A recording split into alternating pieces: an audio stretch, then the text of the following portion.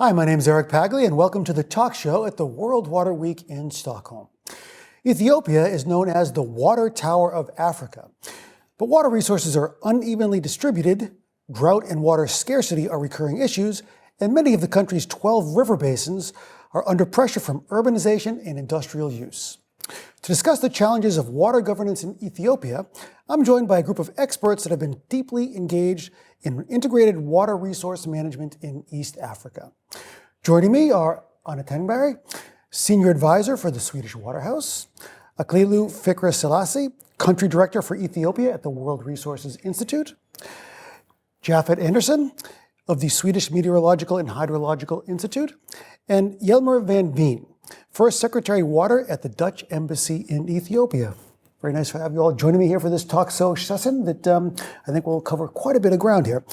Anna, what's the role of the landscape approach in implementing IWRM on the ground at the watershed scale, and how can it help mobilize and empower local communities?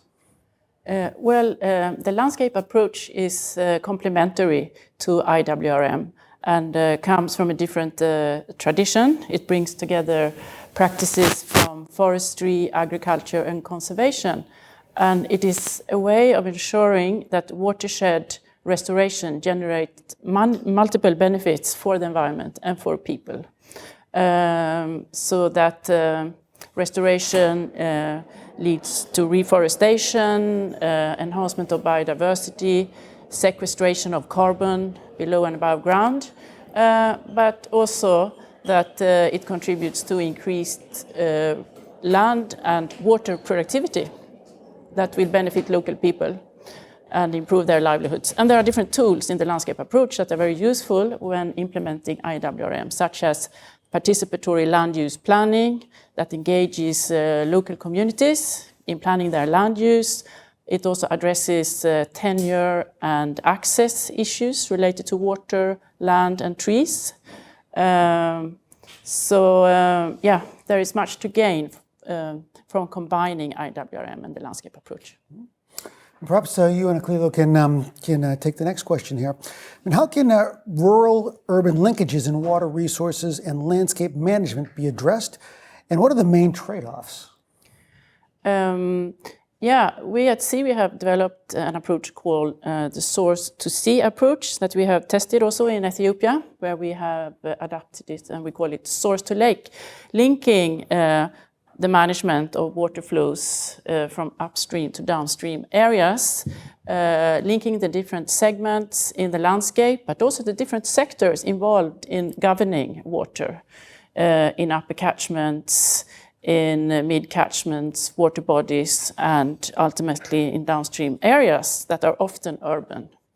And the trade-offs can be that, upstream communities may not be able to cultivate and use the land in the most productive way for themselves. So they need to be compensated to ensure that there is a supply of clean water downstream. There are many mechanisms that could be used. Payment for ecosystem services are common, for instance, that could be implemented through public-private partnerships. There are water funds established in many parts of the world, including in Africa.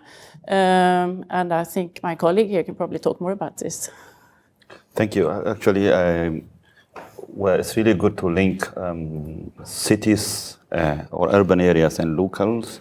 And in most cases, most of the studies and most of the people that are dealing in the water sector in cities, they see both cities and rural as separate with some demarcation. But it's really good to see cities and rural as a continuum. That's where we start to work. In WRI, we say not only cities, we say city region, combining both, following the entire ecosystem. So I think the clear thing we have to do as in WRI, what we are doing is look at the system, the entire, assess the whole package, how the city is and its surrounding functioning, what we call urban water through our urban water resilience initiative.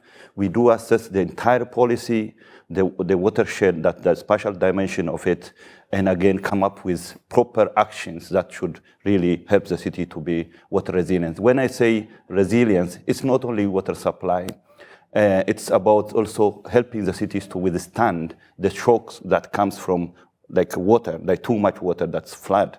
So for this, I think there's lots of trade-offs. I mean, if we see rural and urban as like different entities, that may not work. It's really good to see the whole package as a continuum.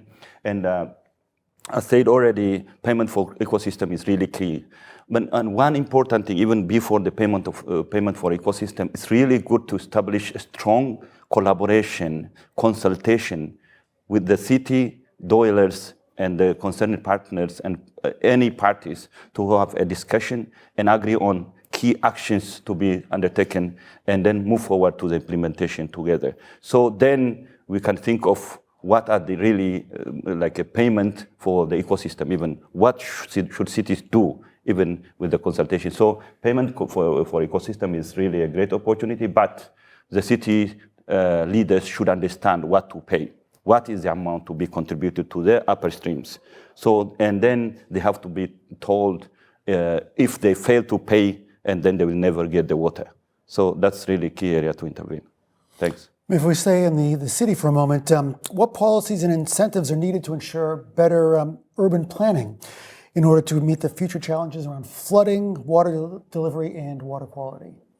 So I have to start because the demand, if we just take the demand dimension of it, by 2030, like in African cities, the demand of water will grow not just 100, not 200, it will be 300% growth. So that is really a devastating condition. Then the cities' urbanization should not avoid water, like having water at the center. So in terms of policies, urban planning and water and other sectors, this silo approach is really crashing the cities. So in terms of policies, there must be a kind of framework that brings all the stakeholders up to one to plan for. But because city is not a sector, urbanization is not a sector. It's a kind of a system that with all the sectors in it. So when cities plan for the entire development, there must be all stakeholders should come together and move forward. In terms of policy, a sector like in Ethiopia, we have Ministry of Urban Development and Infrastructure. And we have a water ministry that's separate. So there should be a proper collaboration mechanism that brings not only cities, not water, industries, investment, all the sectors should come together. And there must be, in the policy, that has to be indicated. Otherwise, the silo approach will not work in the cities because we have to consider cities as a system. Hence the integration in IWRM. Perfect. Yep. Now, Jafet, if we turn to you now for a moment, how can early warning and flood forecasting support river basin, watershed, and landscape management? Yeah, thank you. I think I want to start from, let's say, from the bottom up in a sense. Imagine that you are in a city and there's this intense rainfall coming or something like that. What are you going to do? Well, it would help to know something about that beforehand. So a little bit of information early enough for you to act in a good way, maybe move your car, maybe tell your friends something is happening. Or if you're in the rural area, it could be same thing. There could be maybe a river that you usually bring your cattle to. Suddenly the water is coming from upstream. You don't know it, but if you get information ahead of time, that can help you. Make sort of act basically ahead of time to avoid maybe move your cattle and so on. And in terms of it can also be on the longer time horizon if you need to plant your crops, for example. When are you going to do that? Is the rain coming this week, next week? When is it coming? How can I, let's say, make sure that I don't lose my crop? So from all those perspectives, there's sort of a need to have a better information to act in a good way and make an informed decision in a sense, you could say. So on many levels, you could say. Okay, and how can we build capacity and maximize forecasting and early warning? And can citizen science perhaps be part of the solution?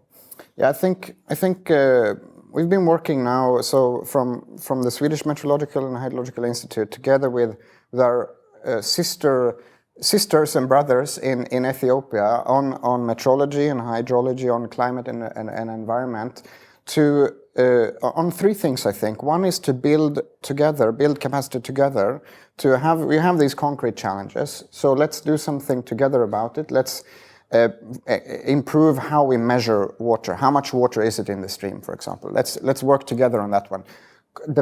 And how do we also on let's say understanding how a river system works. Let's do that together. So co-development, co-creation together is an important aspect, I think. And then hands-on, it sort of brings on a little bit that as well, that we can talk and plan and make strategies, but in the end, I think we also need to act, and we learn a lot by doing something together. We can eat together, we can work together, and then we get to know each other and we learn some things from that. So I think that is very important as well. Then there's many, many different specific things that we need to work on, of course. And Yelmer, you've been in Ethiopia for a number of years now. From your experience, what's the role of groundwater in the context of the current water management challenges of Ethiopia? And how does it relate to the provision of drinking water and climate-resilient wash infrastructure? Great question. I think at the moment more than 3/4 of water supply in Ethiopia comes from groundwater, and it's still a resource that is very poorly understood. It is something that's out of sight and therefore often out of mind. And I think that in light of the climate resilient wash push, which is happening at the moment, a lot more should be done in terms of mapping and exploring and understanding the groundwater. Because if you look at the One Wash program, for example, the largest government-led wash program in Ethiopia, there's a strong component on climate resilient wash, but not much is being done yet on trying to explore the resources that we're depending on. Since we're talking about sustainable pathways for water management in Ethiopia, I feel like the donor community and Ethiopia itself should invest more heavily into understanding that groundwater resource better. Because there's areas where it's rapidly declining, there's areas where only shallow groundwater is being exploited, which might be under severe threats in the near future because of all the recurring droughts. There are areas where companies have to drill 800, 1,000 meters deep to find water. There's fluoride pollution happening. So there's a lot of threats to that system, which most of the country still depends on very much. So I feel that is definitely one of the pathways to explore that resource better. And what is the Netherlands doing to further support the development of IWRM in Ethiopia?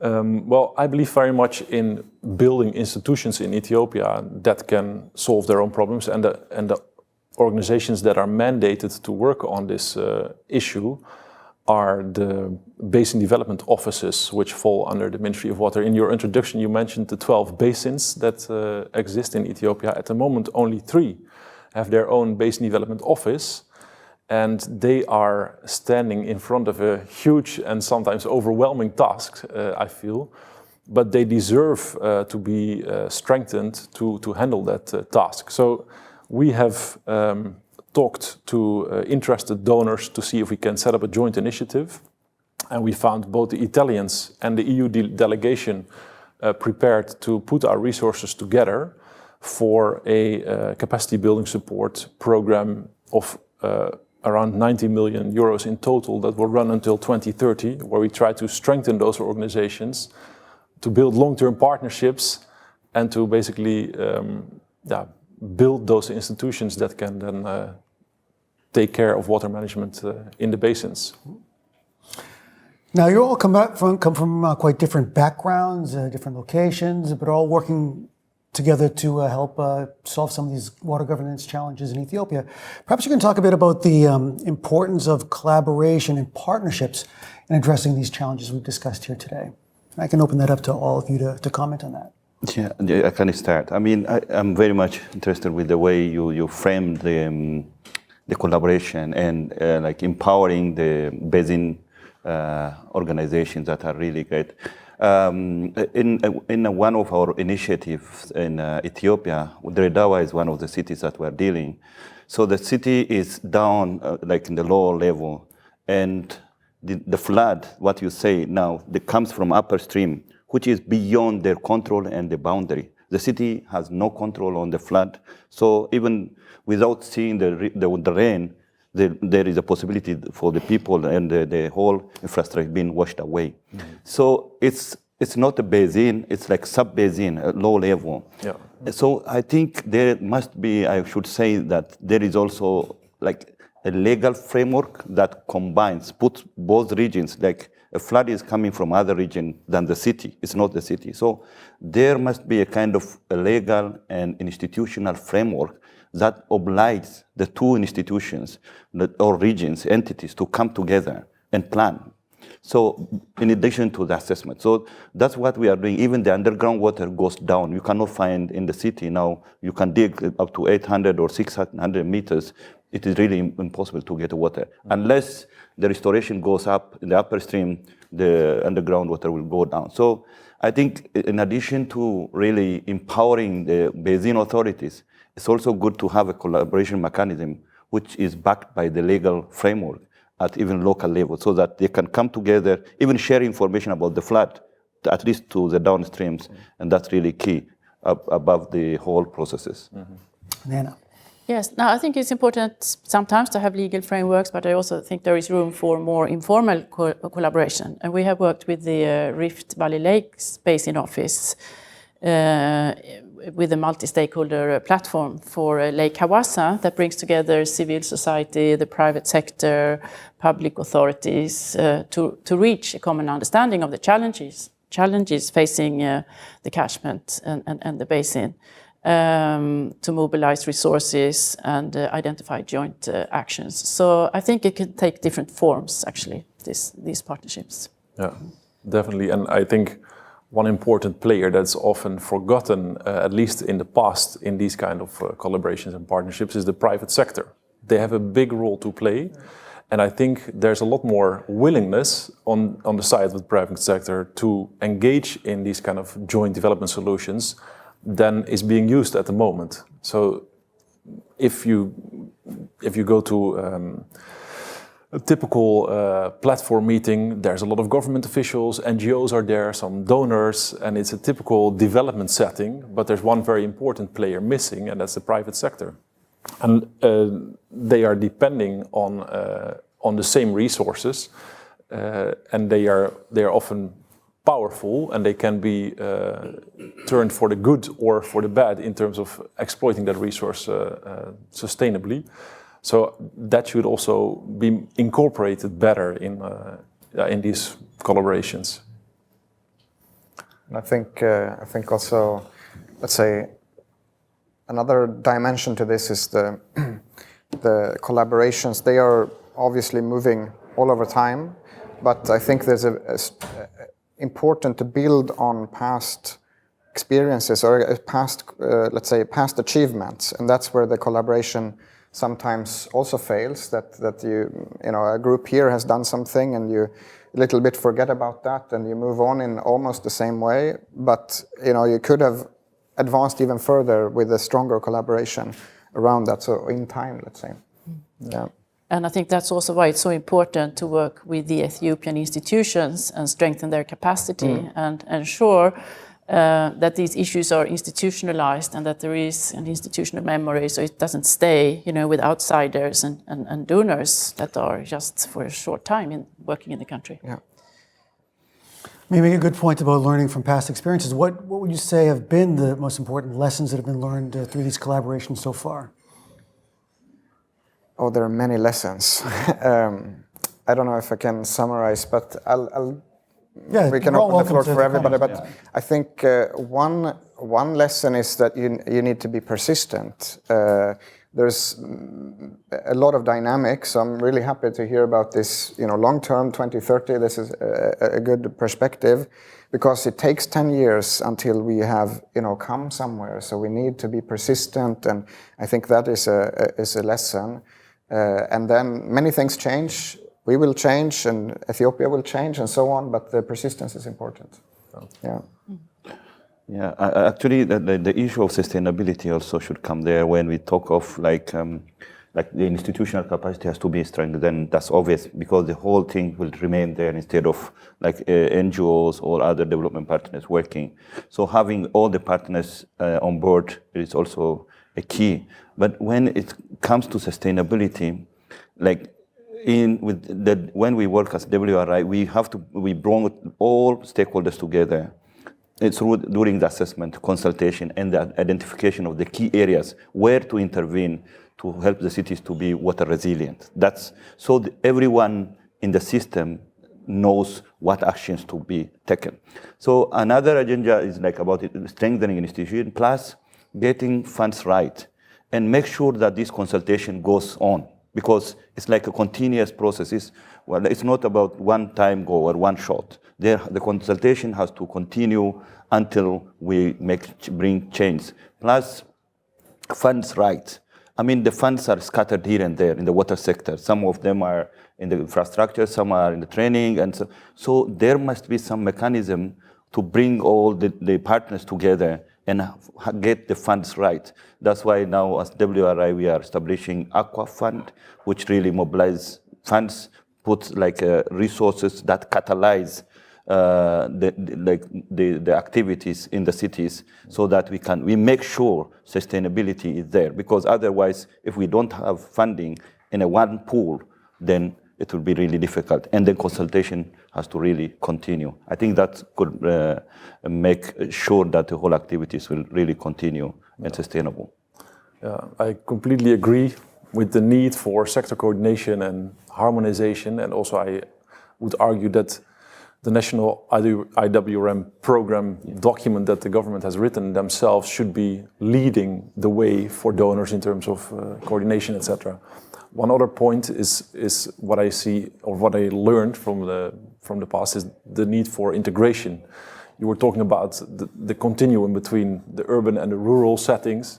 There's also the continuum between where you withdraw water and how that speaks to the environment, and those natural resources really don't care about our administrative boundaries. So once you go deep for your groundwater, often these aquifers cross borders.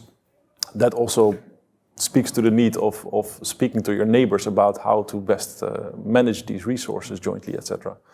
But I feel the silos also that you mentioned, and the fact that different kind of responsibilities are scattered among ministries and among institutions, also asks for some holistic approach. And you see it happening here and there, but we can do a lot more. Can the lessons being learned from this collaboration be applied to other contexts as well, or is this very Ethiopia specific, do you think?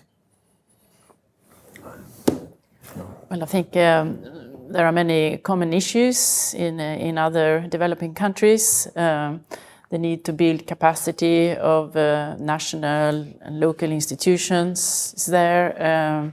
The need for coordination across sectors and across scales. Yes, I think there are many lessons that can be learned also by other countries. Okay, well, it's been a fascinating discussion. I think we've learned a lot about this very important set of challenges around water governance in Ethiopia. So thank you very much for joining us here for this talk show. Thanks for hosting. Thank you. Thank you very much. And thank you for watching, and stay tuned for more talk show sessions throughout the World Water Week.